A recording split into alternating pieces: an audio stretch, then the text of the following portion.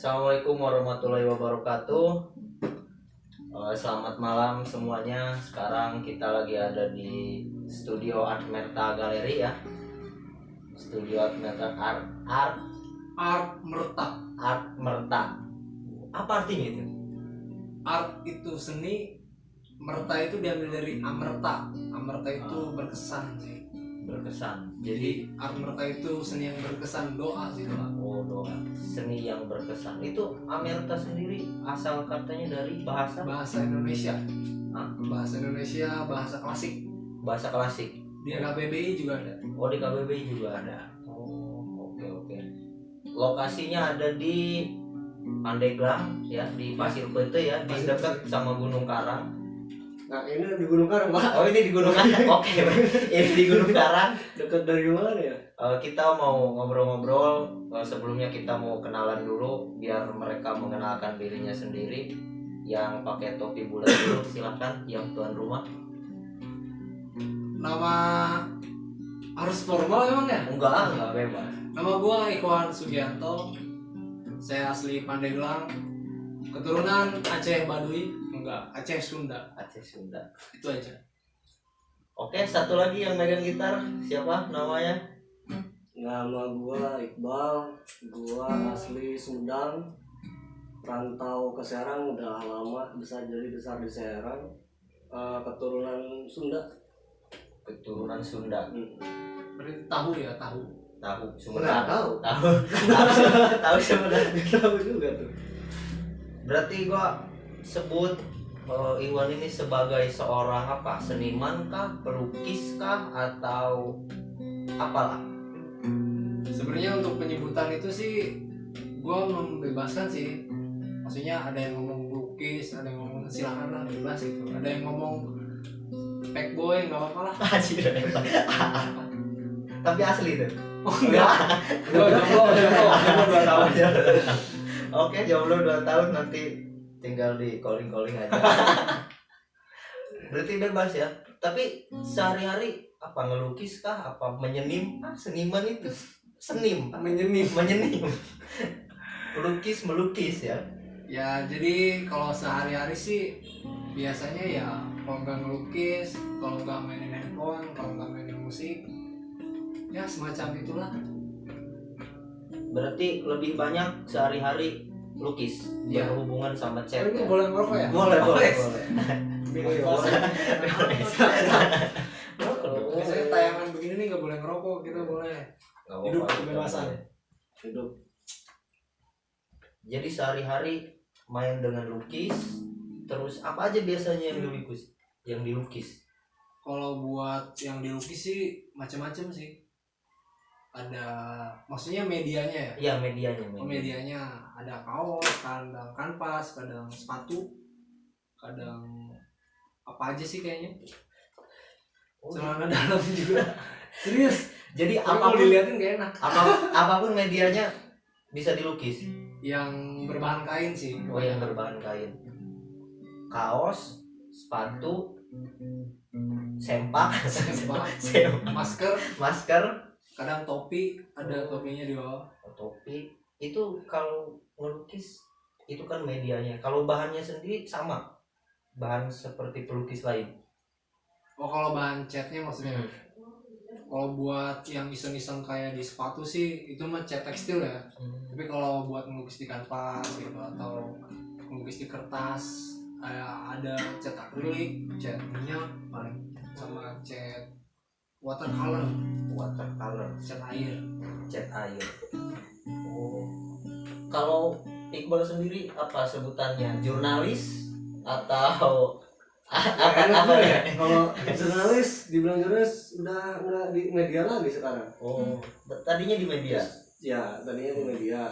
Sekarang juga masih nyari, cuma masih terkendala Bapak Covid sebenarnya. Bapak Covid yang datang dari Cina itu katanya.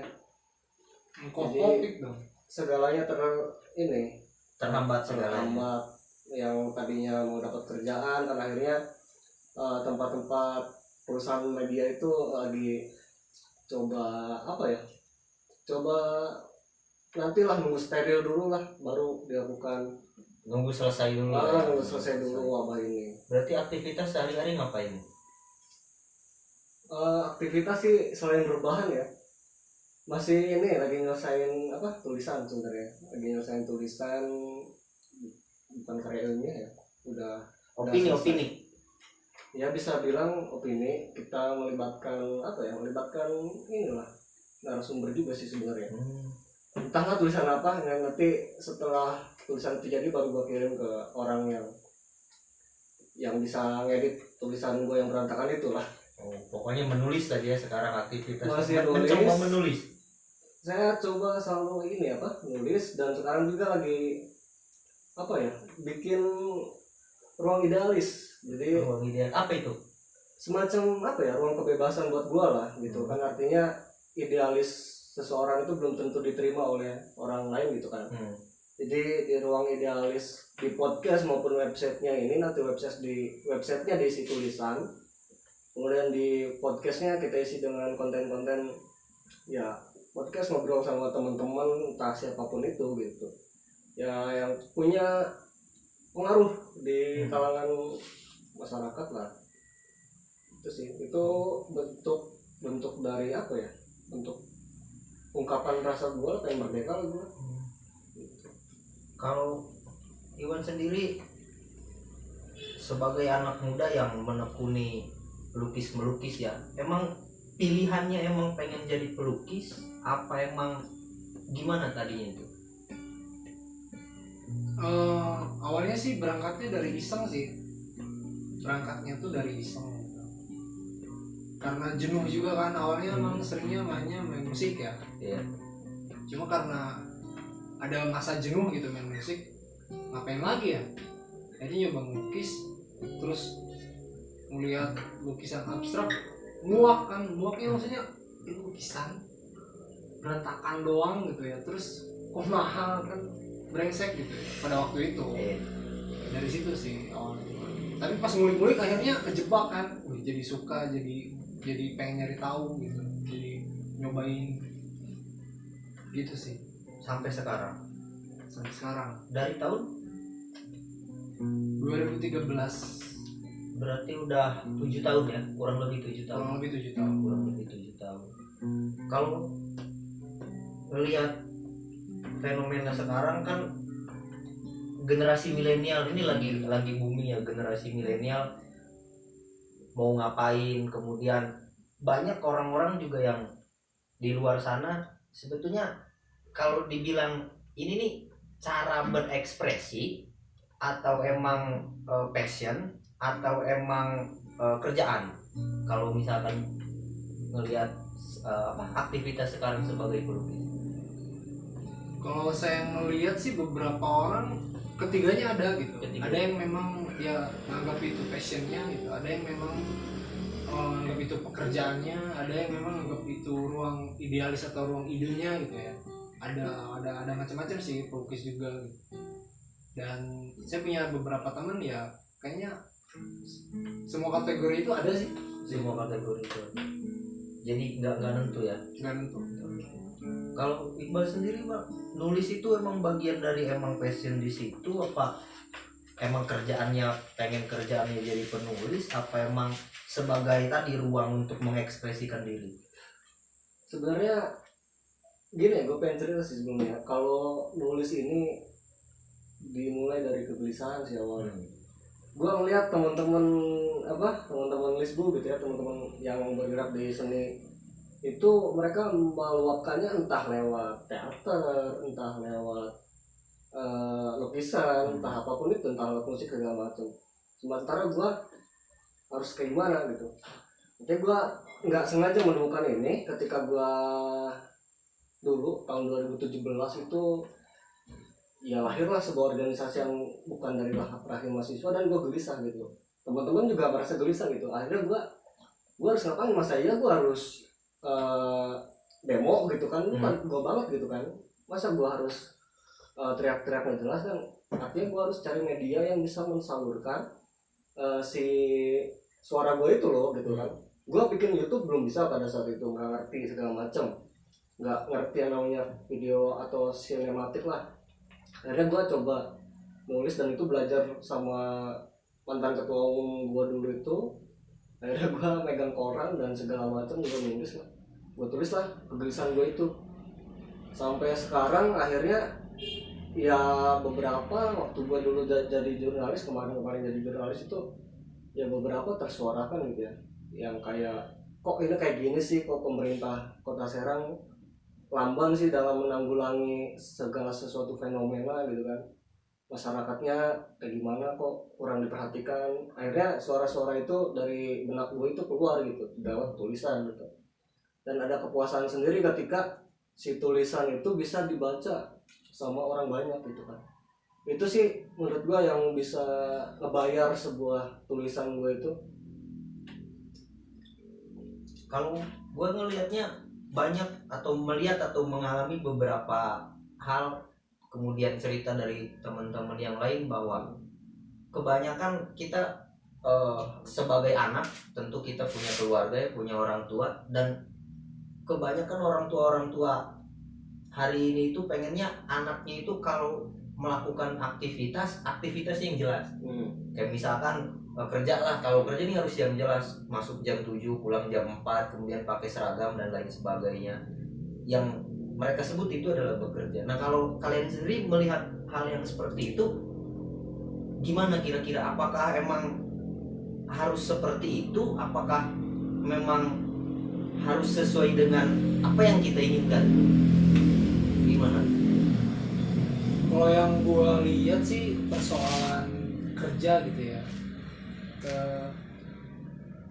ini kayaknya udah jadi dogma sih buat masyarakat kita gitu di Indonesia, atau mungkin lingkungan saya deh, bahwa memang goals dari sekolah pendidikan adalah untuk kerja untuk apa? Untuk dapetin uang gitu, untuk memenuhi kebutuhan ekonomi.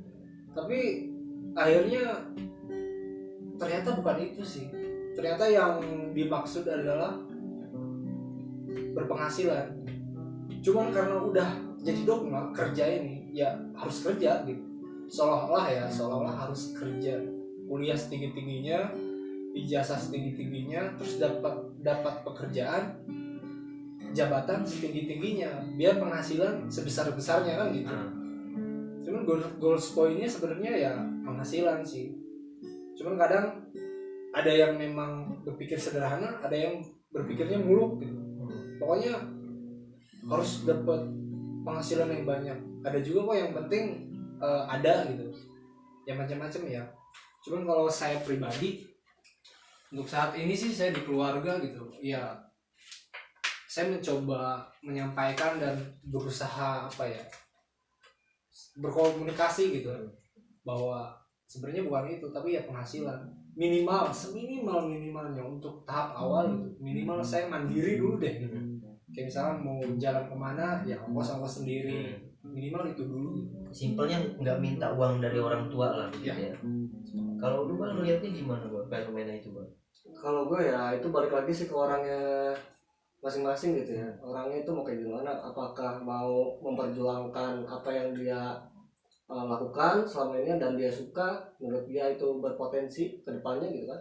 Apakah dia lebih menuruti dan gak mau pusing, ikut orang tua aja lah, orang tua maunya kayak gimana, kerja nih gitu kan. Mungkin beberapa kan orang tuanya ada yang punya perusahaan gitu, ya udah lo di tempat gua aja gitu kan, di tempat bapaknya gitu kan kerjanya, udah dikasih pintu.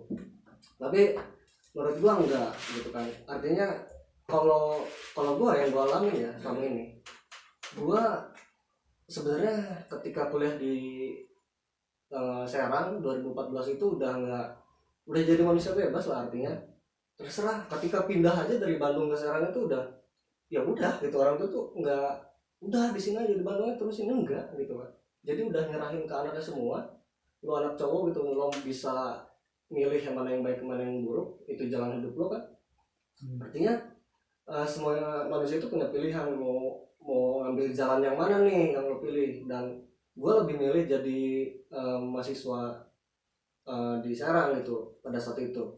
Dan karena gue nggak mau jadi mahasiswa yang pulang kuliah pulang tanpa dapat apa-apa, maka gue ikutlah suatu organisasi gitu kan.